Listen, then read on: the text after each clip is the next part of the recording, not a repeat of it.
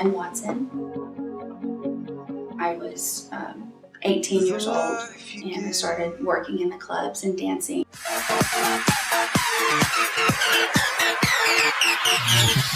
It had been about 3.5, 4 years working in that lifestyle, just day in and day out, getting high from the time I'm up to the time, sometimes being up for 3 and 4 days. So I had been in and out of jail, for DWIs, possession, paraphernalia. I was always getting in trouble. I was just hopeless. I didn't want to live anymore. My boyfriend at the time, him and I were together like glue. His dad was a junkie. He'd shot dope up his arms for many years and got radically saved. And he would come over to our house and begin sharing the gospel with us. Truth that I had never heard anything like that before. And I was so hungry to know this truth because I could feel how empty I was.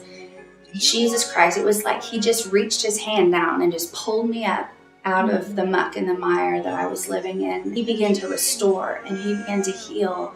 And he went all the way back and healed that little girl that was wounded, that little girl that had been abused. God began to burn in my heart to go back into the clubs.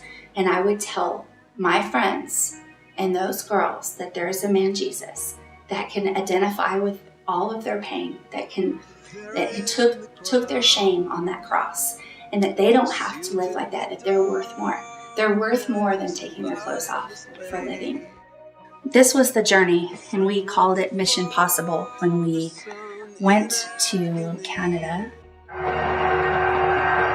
And that was the beginning of one of the most beautiful rescue missions.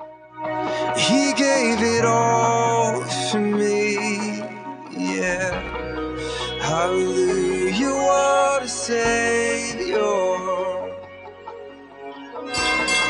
Hallelujah, what a friend. She was withdrawing off of drugs the whole night. We found out she's pregnant. She's not just pregnant with one, but she's pregnant with twins and was thinking of having an abortion. It was just God's hand going and reaching and pulling these girls out. And she gets radically saved. And she says, I'm having withdrawals. I don't want to use the drugs anymore, but I need the drugs. And I said, do you believe that Jesus can take this withdrawal from you right now? And she said, yes. I said, well, let's pray. There's hope for those that are sitting in the deepest, darkest pit.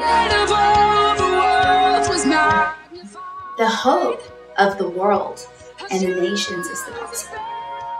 There is no hope aside from the message that Christ came to a broken, sinful world.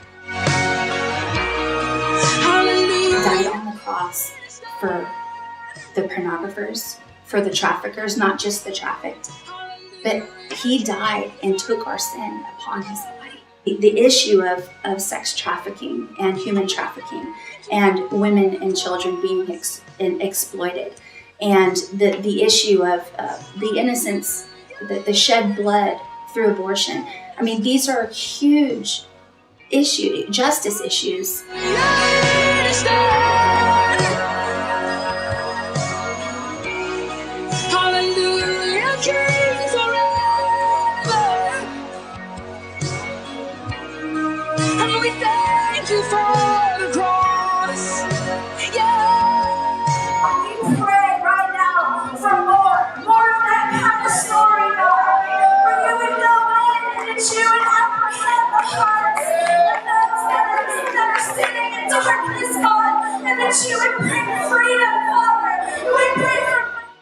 The hope of the nations is the message of the gospel, which is being lost. There's no social justice. It just becomes philanthropy because the gospel is the only thing that can transform the human heart.